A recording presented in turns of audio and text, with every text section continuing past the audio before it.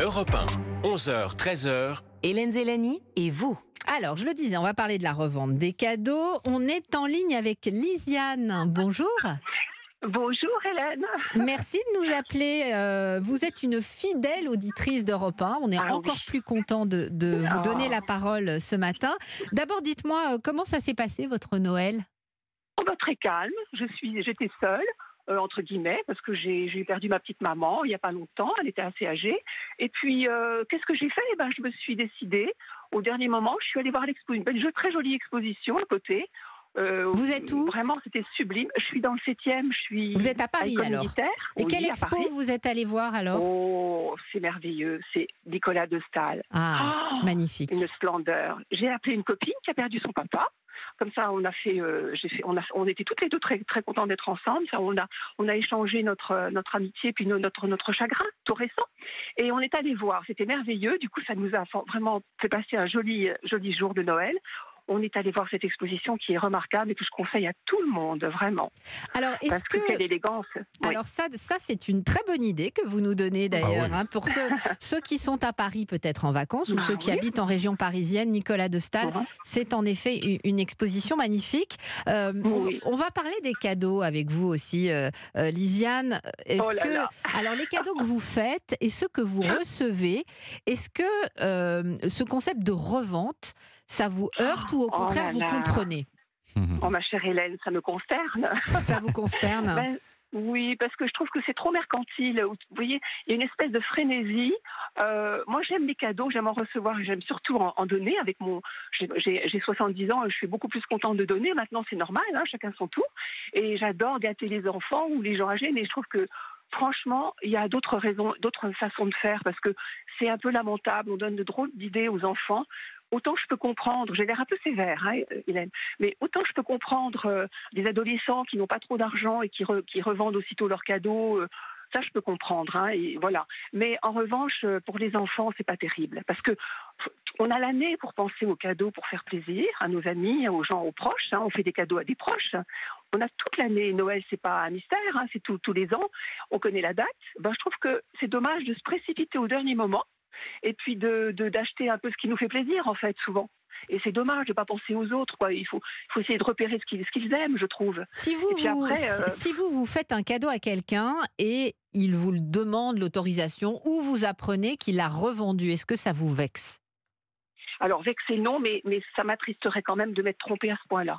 Parce que j'aime trop mes proches, parce que vous voyez, je comprends que la situation financière, il y a l'inflation, il y a beaucoup de soucis maintenant dans les familles et tout, même chez les gens qui ont les moyens, c'est compliqué pour tout le monde aujourd'hui, on est d'accord. Mais je trouve que c'est bien de questionner avant de faire un cadeau. Quand même, vous voyez, vous dites, à ce moment-là, est-ce que tu préfères ? Moi, j'ai 2 petits bouts de chou que j'adore, j'écoute ce dont ils ont besoin, et puis je participe un petit peu à ma façon, puis c'est pas mal de faire ça. Puis quand les gens veulent vraiment faire un petit plus, c'était bien ce que disait votre auditrice hier, c'était pas Marie, c'était quelqu'un d'autre qui disait, on fait un tout petit chèque et puis on fait un petit cadeau de rien du tout à côté.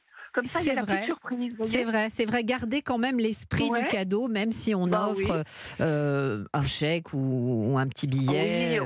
Il faut être réaliste, les temps sont durs, on peut penser à ça.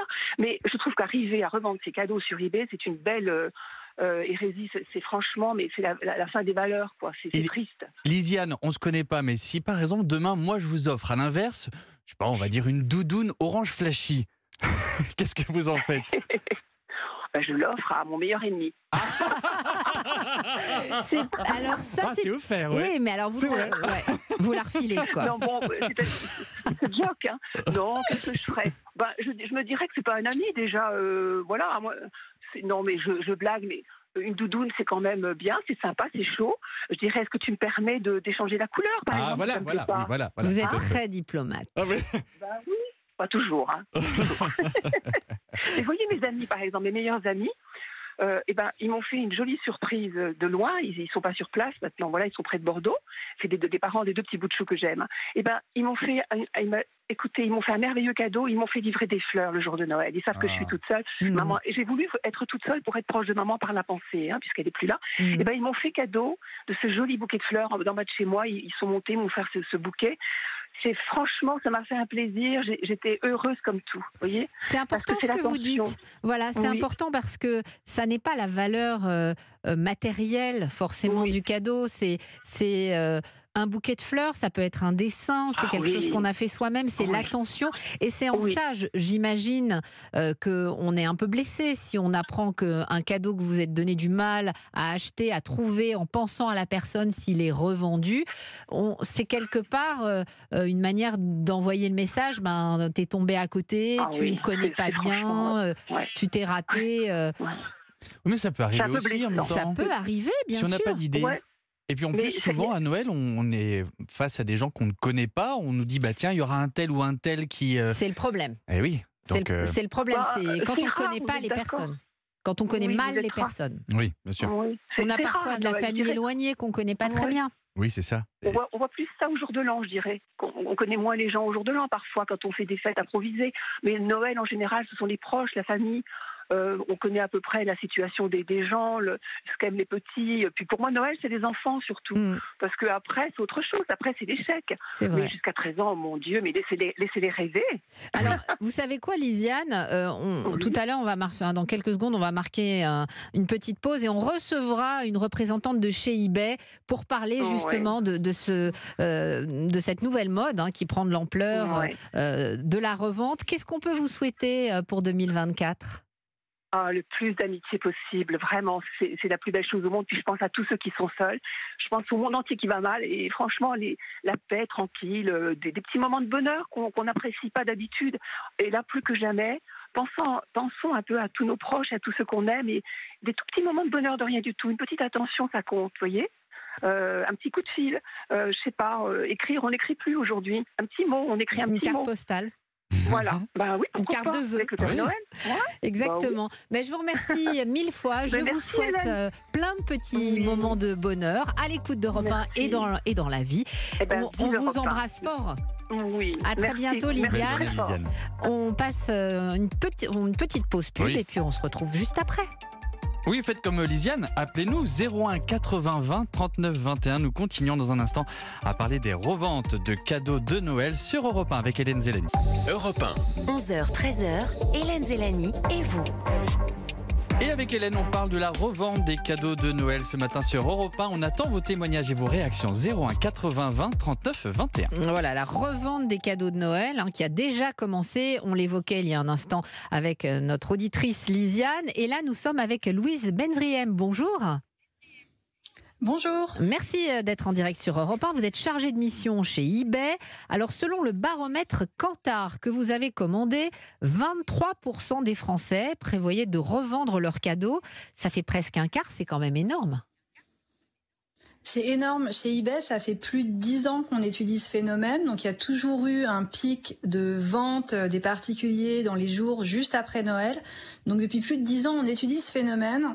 Et c'est un phénomène qui a toujours été environ autour des 10-15% des Français qui avaient l'intention de revendre leurs cadeaux. Mais en 2023, ça marque vraiment un tournant dans cette tendance. Et c'est près d'un quart effectivement des Français qui prévoient de revendre leurs cadeaux cette année. C'est un chiffre qui a jamais été aussi haut depuis qu'on étudie ce phénomène. Et la grande nouveauté, c'est que la plupart de ceux qui revendent le font plus pour gagner de l'argent que pour acheter quelque chose qui leur plaît.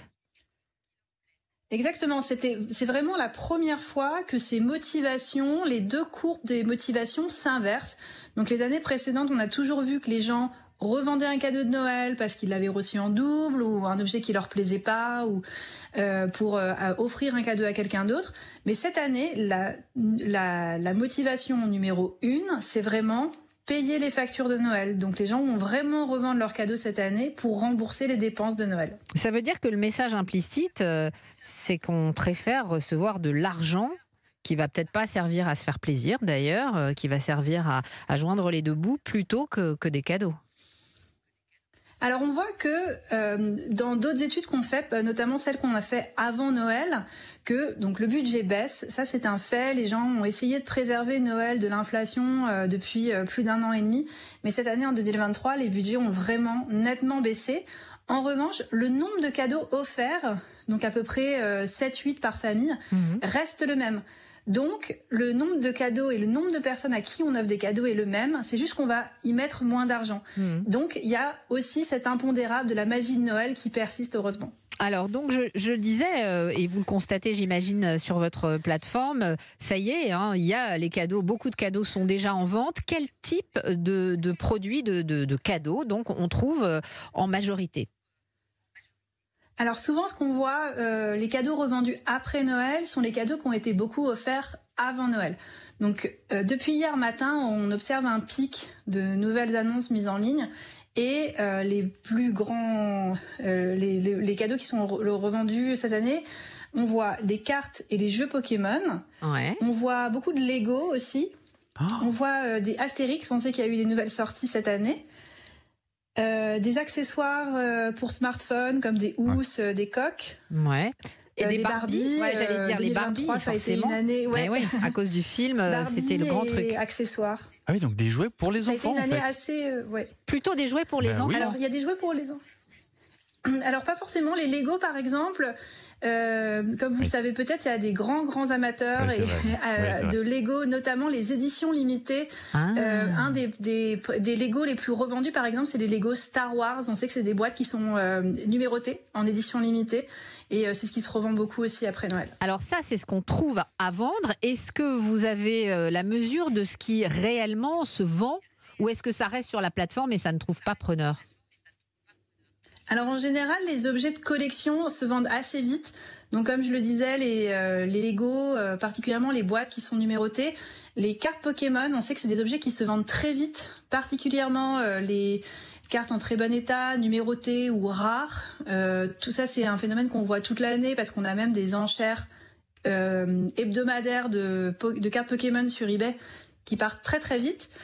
Et ensuite, il y a vraiment des objets qui sont liés aux tendances actuelles, comme les Barbie, on l'a évoqué, mais aussi aux objets comme objets liés à Johnny Hallyday. Je sais qu'il y a une actu en ce moment autour de Johnny Hallyday. Oui, tout à fait. Et c'est des objets, il y a une exposition, c'est des objets qui se sont bien vendus à Noël et vont bien se revendre parce que justement, ils sont dans l'air du temps. Il y a une demande et ceux qui les ont reçus ne sont peut-être pas suffisamment fans pour les garder. On va prendre, si vous le voulez bien, Marie Benriem, en ligne, une auditrice, Marie, qui nous a appelé sur Europe 1. Bonjour Marie. Bonjour. Merci de nous appeler de Belgique. Oui. Alors vous, est-ce que vous revendez vos cadeaux et qu'est-ce que vous en pensez de ce principe ? Eh bien non, moi je ne revends pas mes cadeaux et je dois avouer que ce principe me fait beaucoup de peine en fait. J'ai beaucoup de mal avec cette idée que un cadeau reçu puisse être vendu. Alors effectivement, des fois on tombe à côté, tout le monde fait des erreurs, mais revendre un cadeau, pour moi c'est l'idée du bénéfice qu'on fait sur un cadeau de Noël ou je sais pas, ça me met très mal à l'aise en fait. Le cadeau vous plaît pas. Bon, il vous plaît pas, c'est déjà assez douloureux comme ça. Et si c'est un vêtement, vous pouvez le donner, vous pouvez je sais pas, ou même le conserver un certain temps et puis après vous en défaire, mais vendre est quelque chose, j'ai du mal avec ça en fait. Oui, vous le prenez à titre personnel en fait, c'est presque une vexation. Oui, certainement, ça doit être ça. Oui, ça doit être ça. Moi, j'ai jamais revendu. On m'a déjà offert des cadeaux que je n'aimais pas. Je les ai jamais revendus. Je n'ai jamais su qu'on avait revendu non plus des cadeaux. Si je l'apprenais un jour, je pense que ça me ferait de la peine. Mais ça ne me donnerait plus envie de faire d'efforts. Vous voyez ce que je veux dire ? Oui, je comprends très bien, mais vous avez entendu ce que nous disait Louise Benriem par rapport aux tests, aux études qu'ils ont effectuées. Aujourd'hui, en 2023, la majorité des personnes qui revendent des cadeaux, c'est pour payer leurs factures. Donc c'est assez terrible parce que c'est les effets de la crise.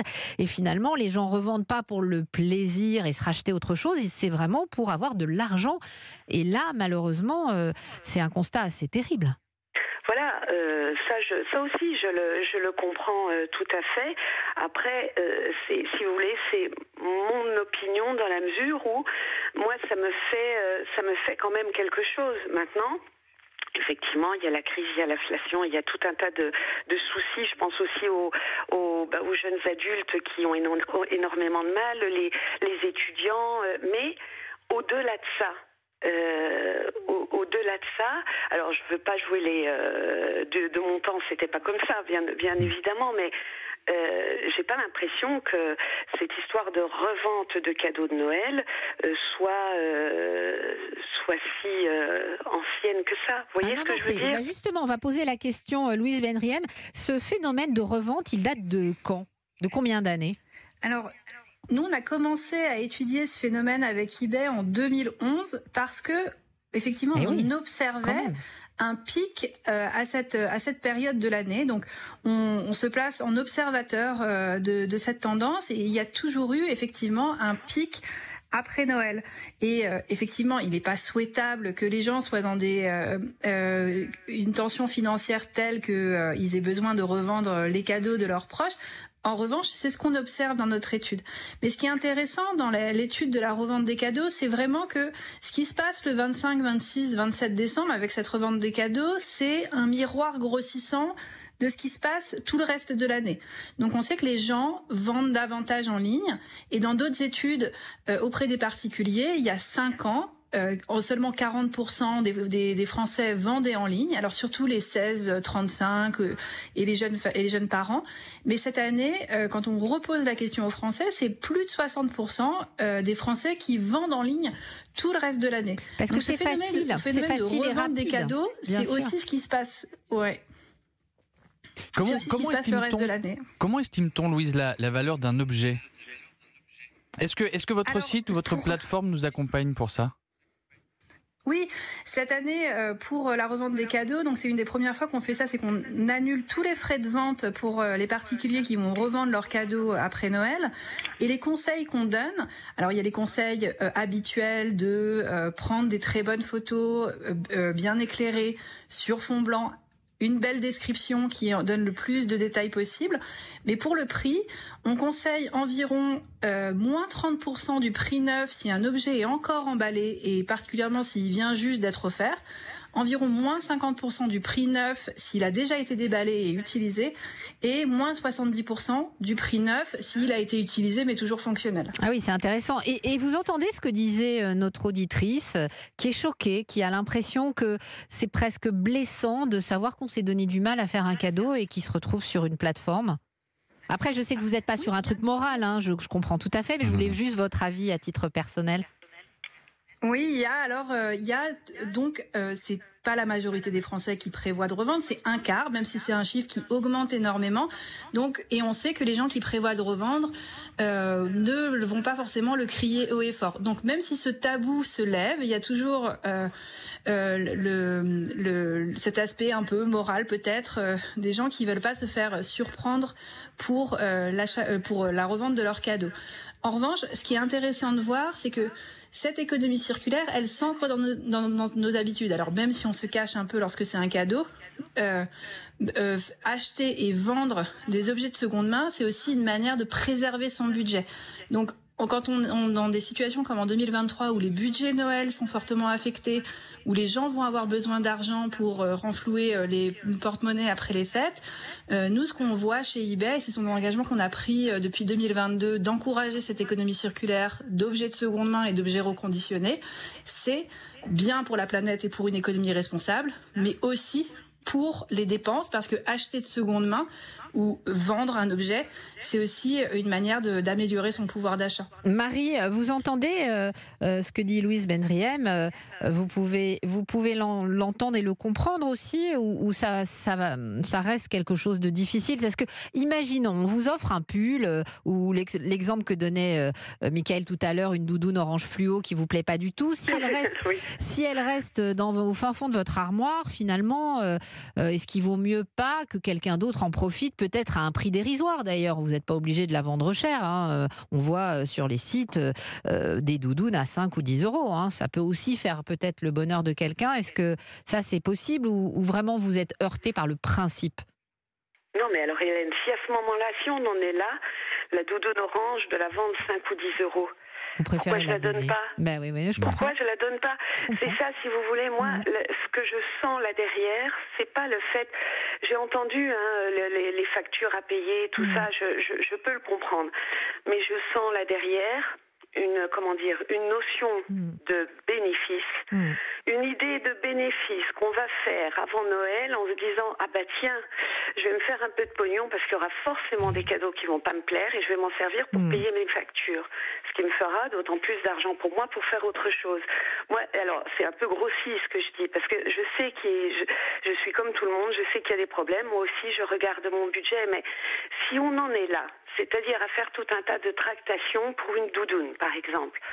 Pourquoi ne pas, je pense qu'on le voit tous dans la rue, des gens qui souffrent, pourquoi ne pas prendre la doudoune et la donner? Oui, c'est vrai, vous avez raison. C'est simple, enfin, je ne suis pas en train de prôner, enfin, je veux pas non plus dire il faut tout donner, c'est pas ça, mais... Tout dépend de ses moyens, bien sûr. Tout dépend. Voilà, tout dépend des moyens. Mais quelle énergie je vais mettre, quel frais de port? Alors effectivement, je ne sais pas comment ça se passe, donc je ne vais pas donner mon avis là-dessus. Je ne l'ai jamais fait. Mais alors, ça veut dire que si je mets ma doudoune, je vais prendre le temps de faire des photos, je vais la mettre sur un site, je vais l'emballer, l'envoyer à quelqu'un qui va l'acheter. Ça va encore générer des frais. Mais enfin, donc vous préféreriez, Marie, finalement qu'on vous demande d'échanger le modèle plutôt que de le revendre? À ce moment-là, oui. Voilà. Vous pouvez aussi changer le modèle. Comme ça a été dit il y a quelques instants, ça reste encore tabou. Pourquoi? Parce que les gens savent au fond d'eux que ce qu'ils font, c'est-à-dire revendre les cadeaux de Noël. Et je pense quand même qu'il y a une idée là derrière de bénéfice qui est quand même assez claire. Ils savent que ce qu'ils font, ça fait de la peine. Je vous remercie beaucoup de votre appel, Marie. Je ne suis pas si sûre. Enfin, vous dites les gens qui font ça savent que ça fait de la peine. Qu'est-ce que vous en pensez, Louise Benriem? Vous pensez vraiment que les gens qui mettent en vente sur eBay pensent que ça fait de la peine? Alors, c'est vrai que l'étude qu'on fait, elle étudie les grandes tendances et forcément, on peut pas savoir au cas par cas ce qui se passe derrière les motivations de chacun. En revanche, ce qu'on observe, c'est que en encourageant cette économie circulaire, ça évite effectivement une inertie d'un objet qui traîne dans un placard et qui est pas utilisé. Voilà, c'est vraiment deux manières de voir les choses. Vous avez Ouais, combien d'affaires vous avez? En France, on estime qu'il y a près de 140 millions de smartphones dans nos tiroirs qui ne servent pas, qui pourraient être revendus, reconditionnés, alors qu'on continue à acheter de nouveaux téléphones portables, alors que, et pareil pour les vêtements, alors que effectivement cette inertie peut être un frein à une économie plus responsable. Ouais. Donc, écoutez, on étudie les phénomènes et les évolutions. Je pense que c'est vraiment deux manières très différentes de voir les choses. L'affectif, l'économie circulaire, tout ça n'est pas facile à concilier. En tout cas, je suis sûre que nos auditeurs se seront fait leur opinion. Je vous remercie beaucoup, Louise Benriem, d'avoir été en ligne, en direct sur Europe 1. Vous êtes chargée de mission chez eBay. 11h29, Hélène Zélani est avec vous sur Europe 1.